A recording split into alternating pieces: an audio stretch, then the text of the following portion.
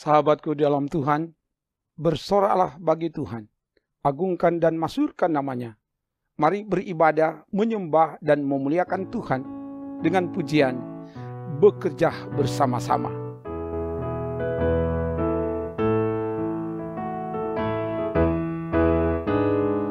Bekerja bersama-sama, jalan berdekat-dekat, hidup dan beramah-ramah, bersehati sekerja. Jangan dengan mulut, hanya hatimu patutlah berkata pada yang teman. Angkat perjanjian yang tetap teguh, rasa sama-sama susah dan senang. Jika kamu mau, untung banyaklah. Jangan hidup jauh, hanya jadi sehati sekerja.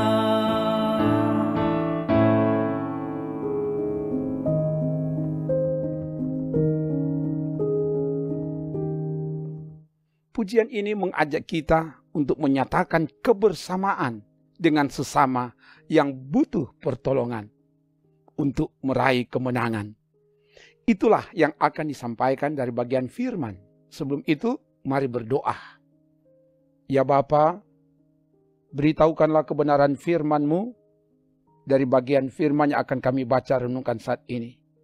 Biar Engkau yang mampukan kami untuk menemukan apa kehendak-Mu melalui firman, dan mampukan kami juga untuk melakukan itu di hidup ini. Ke dalam kuasa-Mu hamba serahkan. Dalam nama Tuhan Yesus. Haleluya. Amin. Kita akan membaca firman Tuhan dari Injil Markus pasal 2 ayat 1 sampai 4. Begini dikatakan. Kemudian sesudah lewat beberapa hari waktu Yesus datang lagi ke Kapernaum, tersiarlah kabar bahwa ia ada di rumah.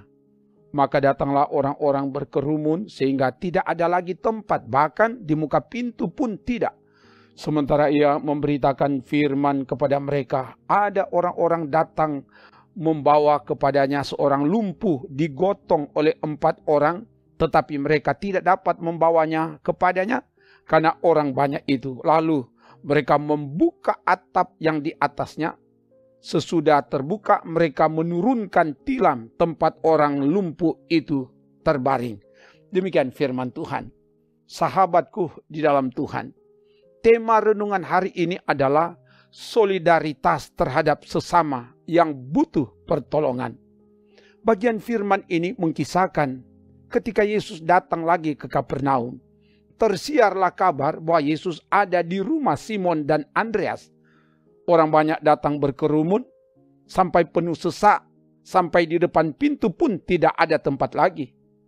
Mereka datang dengan motivasi yang berbeda-beda. Tapi pada umumnya, mereka datang dengan motivasi untuk mengalami mujizat. Sebab Yesus sudah melakukan banyak mujizat. Mujizat kesembuhan, mengusir roh-roh jahat, itu dilakukan di Kapernaum. Dan hal itu telah tersebar ke segala penjuru. Markus 1 ayat 45. Yesus tidak langsung melakukan mujizat. Sebab Yesus datang bukan untuk melakukan mujizat. Tapi Yesus datang untuk menyampaikan kebenaran yang sesungguhnya. Makanya Yesus mengajar, Yesus memberitakan firman kepada mereka. Ayat 1 dan ayat 2. Beriman dan datang kepada Yesus bukan hanya menikmati hal yang menyenangkan, hal yang spektakuler, tapi harus siap menderita, siap berkorban, sebagaimana yang diajarkan oleh Yesus. Setiap orang yang mau mengikut aku, ia harus menyangkal dirinya, memikul salibnya, dan mengikut aku. Markus 8 ayat 34. Itulah yang dilakukan oleh 4 orang pengusung yang menggotong seorang lumpuh untuk dibawa kepada Yesus. Mereka tidak dapat masuk karena banyaknya orang yang berkerumun.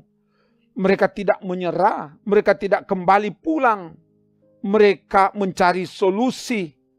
Mereka naik ke atas rumah, membongkar atap, menurunkan si lumpuh dengan tilam tepat di depan Yesus. Ayat 3 dan 4. Ini tindakan solidaritas terhadap sesama yang butuh pertolongan, sebagaimana tema renungan hari ini. Para pengusung ada kepedulian terhadap sesama yang lagi mengalami kelumpuhan. Mereka bersepakat bekerja sama, menggotong si lumpuh, membawa kepada Yesus. Mereka rela menanggung resiko, memanjat atap, rela berkorban, rela menderita untuk datang berjumpa dengan Yesus.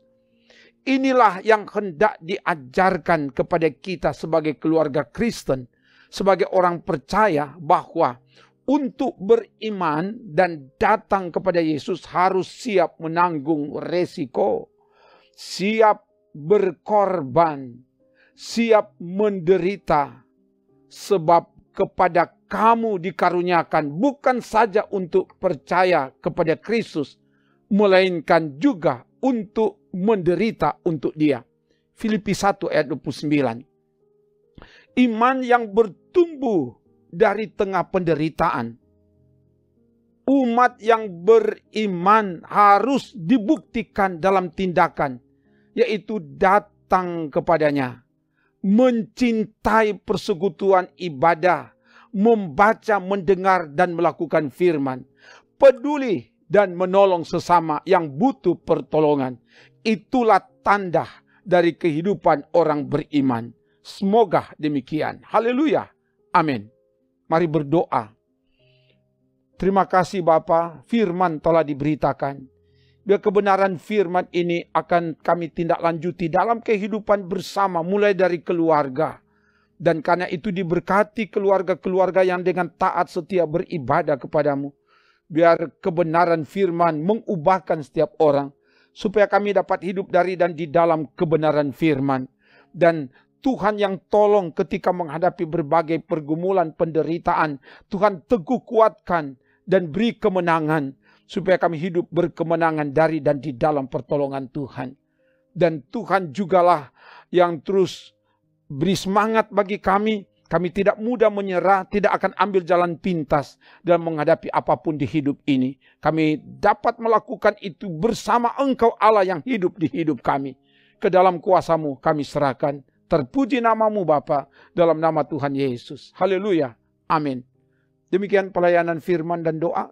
Tuhan menyertai, menolong, memberkati, dan menyelamatkan saudara bersama keluarga, kini dan selamanya. Amin. Trims.